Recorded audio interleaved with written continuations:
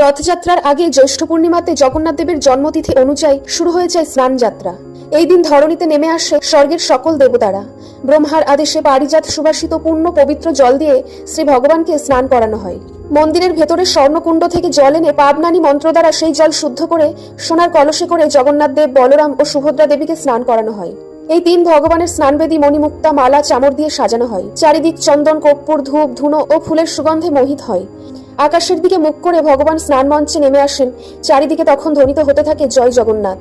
স্নানের সময় ভগবানের শ্রী অঙ্গ ধুয়ে যে জল নেমে আসে তা খুব পবিত্র বলে গণ্য করা হয়। স্নান ও কর্পূর আরতির পর শুরু হয় জগন্নাথ দেবের ফুল সাজের পালা। নানা রঙের ফুল ও মালায় সজ্জিত হয় তিন দেবতা। এইভাবে স্নানের পর গজানন বেশে ভক্তদের দর্শন দেন জগন্নাথ দেব। এইভাবে স্নানের পর জগন্নাথ দেবের জ্বর আসে। এরপর 15 দিন রাজবৈদ্যের চিকিৎসার পরে সুস্থ হন জগন্নাথ দেব। এরপর শুরু হয় জগন্নাথ দেবের মহারথযাত্রা। জগন্নাথ দেবের ভক্ত হলে চ্যানেলটি সাবস্ক্রাইব করবেন।